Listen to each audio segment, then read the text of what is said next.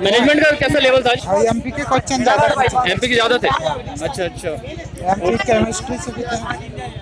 ठीक है। हिंदी में क्या क्वेश्चन पूछे गए थे?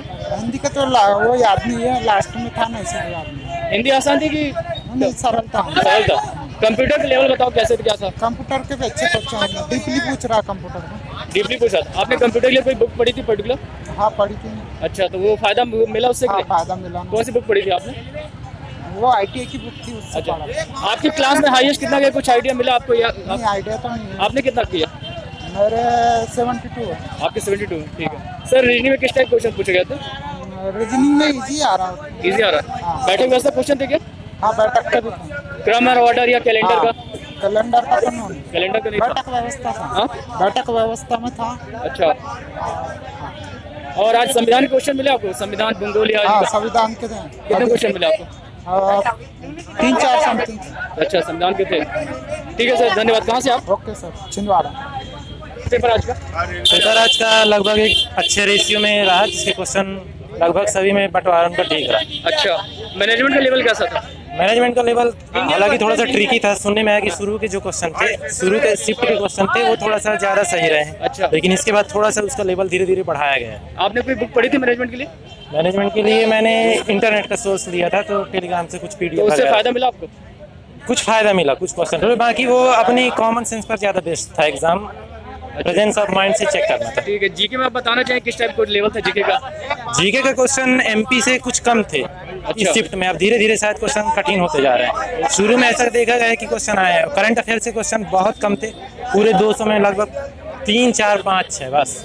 और कंप्यूटर का लेवल भी बढ़ा था। सामान्य क्वेश्चन जो एकदम वन वर्ड आंसर हो जाए ऐसे नहीं थे। अच्छा, कि मेमोरी के क्वेश्चन, सीपीयू के क्वेश्चन ऐसे भी नहीं थे। उसके क्वेश्चन थोड़ा सा और लेवल बढ़ता गया। सुनने में आया था शुरू में फ्लैश मेमोरी जैसे सीपीयू क्वेश्चन ऐसे कुछ थे, पर अब ऐसा क्वेश्चन नहीं। ठीक है। उसका और मैथ्स लगभग ठीक थी। उसका लेवल 10 में से 7 देना चाहिए, कि उसकी रेटिंग इतनी रहनी चाहिए, 7 स्टार का उसका मैथ्स कटना के टॉपिक बोल सकते हैं आप? कौन किस टॉपिक पूछेगा? करना यही था कि 2 संख्या का लघुत्तम संवर्धक है, एलसीएम एमसीएम के थे, लाभ हानि के क्वेश्चन ज़्यादा आ रहे हैं। अच्छा, और रीजनिंग अच्छी आ रही है, उसकी सीरीज वगैरह आई थी क्वेश्चन।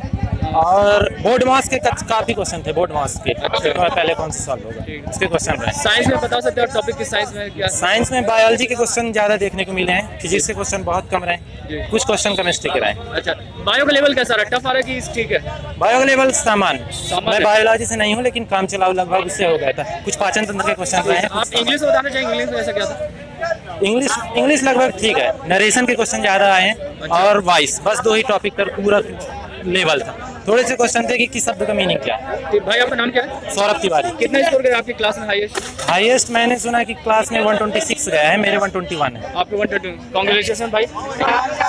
भाई आपने बहुत अच्छा रिव्यू दिया। आप कहाँ से बिलोंग करते हैं? जी थैंक यू। मैं शहडोल जिले से बिलोंग करता हूँ, मध्य प्रदेश। ठीक है। आपके द्वारा दी गई जानकारी जो हमारे कैंडिडेट हैं, आने वाले जिनका पेपर है, उनके लिए बहुत हेल्पफुल होगी। मैं बहुत थैंकफुल हूँ कि आपने बहुत अच्छे रिव्यू दिया है। आगे भी आपके लिए फ्यूचर की हम कामना करते हैं कि आपका और एक आखिरी सजेशन अगले स्टूडेंट को देना चाहूँगा कि थोड़ा सा मैथ्स में वर्क कर लेंगे, और रीजनिंग और हिंदी का टेंशन तो लगभग छोड़ दें। हिंदी प्रेजेंस ऑफ माइंड से हो जाएगी। हिंदी का लेवल लगभग 10 में से रेटिंग अगर दी जाए तो 3 रहा होगा। मैथ का रेटिंग भी लगभग 5, 6, 7 मैंने उतना टाइम ज़्यादा बोली था। इंग्लिश बहुत ईजी, सिर्फ नरेशन और वॉइस की प्रैक्टिस से आराम से इंग्लिश के क्वेश्चन हो जा रहे थे। जी। बस मैनेजमेंट का थोड़ा सा देखना जरूरी था, उससे कंफर्मेशन हो जाएगी तो ठीक रहेगी। बहुत बहुत थैंक यू यार। Thank you. बहुत शुक्रिया आपका। अच्छा गया। अगर और अच्छी प्रिपरेशन होती तो शायद वो निकल जाता। अच्छा, आपकी क्लास में हाईएस्ट कितने गए? थोड़ा स्कोर पता चला? स्कोर तो आई डोंट नो कितने गए हैं। आई थिंक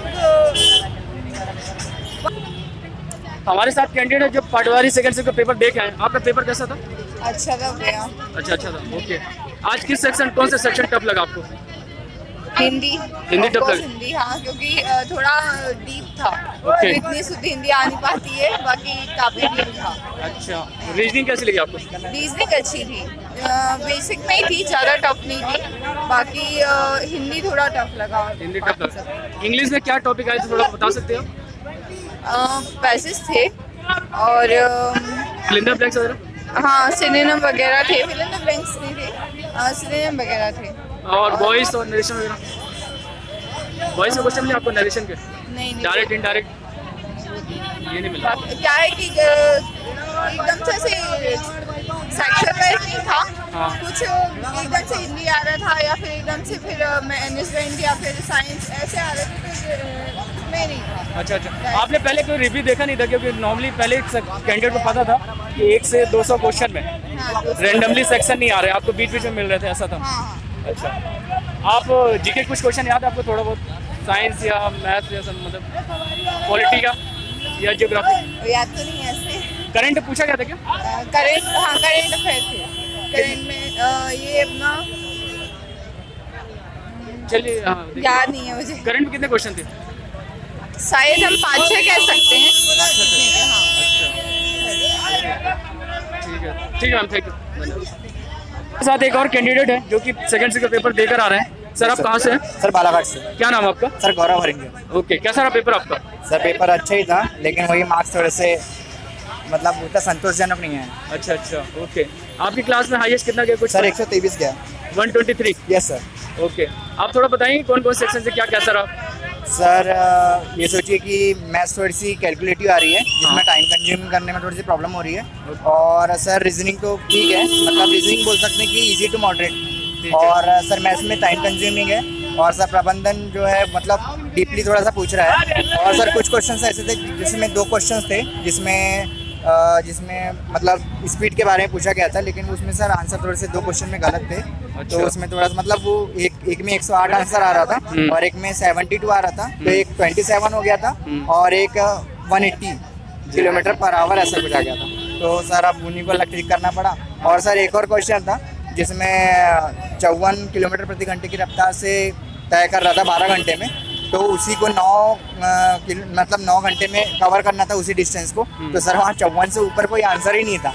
अब सर वो 54 की स्पीड से अगर वो करेगा तो सर वो ऑलरेडी 12 घंटे में ही पहुँचेगा। तो सर जो वहाँ पर था, जो 9 घंटे में करना था, 54 के ऊपर की जो एक हाथ स्पीड देना था, सर वो कोई स्पीड नहीं दिया था वहाँ पर। हिंदी में आप सेक्शन बता सकते हैं, किस सेक्शन कैसे क्या क्वेश्चन थे? क्या बताइए, हिंदी में कैसा क्या था? सर हिंदी का तो इजी था, पूरा लेवल इजी था। मतलब कुछ शुद्ध अशुद्धि वाले 4-5 शब्द थे। और सर वो मतलब और एक वो था विलोम शब्द के बीच में कौन से चिन्ह का प्रयोग किया जाता है। और एक समाज से एक क्वेश्चन था, और सर संधि से एक क्वेश्चन था, और अलंकार से एक था, और कर्मधारय समास वगैरह जो है सर इनसे थोड़े से क्वेश्चन थे, मतलब 4-5 क्वेश्चन थे। अच्छा, आप साइंस बता सकते हैं कि मतलब बायो या फिजिक्स या केमिस्ट्री में किसका वेटेज ज़्यादा था? सर हमारे हिसाब से साइंस में मतलब सर सब इक्वल ही था, लेकिन सर ज़्यादातर साइंस में वो पूछा गया था बायोलॉजी पूछा? Yes sir. और केमिस्ट्री के भी 4-5 क्वेश्चन थे। ठीक है, मैं जो कैंडिडेट जिनका पेपर आने वाला है, मैं इनको ये कहना चाहूँगा कि पेपर में बहुत सारी गलतियाँ आ रही हैं, मतलब एरर आ रही है। तो इसलिए जब पेपर आप सॉल्व करें तो ये बिल्कुल ना घबराएं कि मतलब ये क्वेश्चन में मतलब आप ज़्यादा टाइम कंज्यूम कर रहे हो। आपको थोड़ा यहाँ ध्यान रखना है कि टाइम मैनेजमेंट का बहुत ख्याल रखना है। ये नहीं कि मतलब मैथ्स का कोई क्वेश्चन हो गया कि पर्टिकुलर हम उसको सॉल्व ही करेंगे। आप देखिए कि अगर 1-2 बार ट्राई करने पर सर मतलब आप ये सब बोल सकते हैं कि जैसे अगर उसके इर्द गिर्द आपको आंसर मिलते हैं, जैसे सर हमारा 27 मतलब उसका 27 था, हमारा 72 था, तो सर वो मतलब अरेंज करके हो सकता है कि टाइपिंग मिस्टेक हो या जैसा कुछ भी, तो उसके इर्द गिर्द वाले ऑप्शन लगा ताकि उसका बेनिफिट आपको तुरंत में मिल सके। सर मतलब आप यहाँ ये कहना चाहोगे कि मतलब टाइम बर्बाद ना किया जाए सर इसके आसपास का? हाँ, उसके आसपास का लगा दो। क्योंकि सर अब देखिए ना सर, जैसे 54 वाला जब क्वेश्चन किया तो सर 54 वाला क्वेश्चन था, तो 54 से एक हाथ स्पीड ज़्यादा देनी थी ना सर, वो एक भी ज़्यादा स्पीड नहीं दी थी। तो सर कैसे मतलब वो क्वेश्चन कैसे सही हो गया वो बताइए आप। सही बोल रहे हैं आप। इंग्लिश में कुछ सेक्शन याद है आपको, कहाँ से क्या था?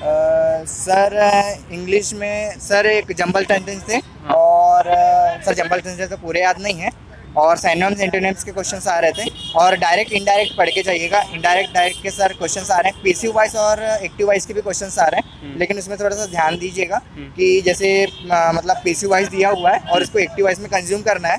तो जैसे अगर एक्टिव वॉइस में कंज्यूम करते हैं तो वहाँ पर जो बी वाला जो फॉर्मेट रहता है वो सबसे पहले वाले में ऑप्शन दिया रहता है, तो उसको निगलेक्ट करके थोड़ा नीचे वाला लगाइएगा, क्योंकि वो प्रेजेंट सिंपल का फॉर्मेट होता है। सही है, ठीक है, बहुत बहुत धन्यवाद भाई। आपका रिव्यू आने वाले कैंडिडेट के लिए बहुत अच्छा रहेगा। ठीक है, तो मैं सिंपली लास्ट में ये कहना चाहूँगा कि आप लोग जो भी पेपर देने वाले आने वाले हैं, वो कैंडिडेट थोड़ा ध्यान रखें कि पेपर में गलतियाँ आ रही हैं तो आप उसमें टाइम बर्बाद ना करके उसको आगे बढ़ जाएँ और उसको बाद में अटेम्प्ट करें। स्मार्ट न्यूज़ चैनल आप सब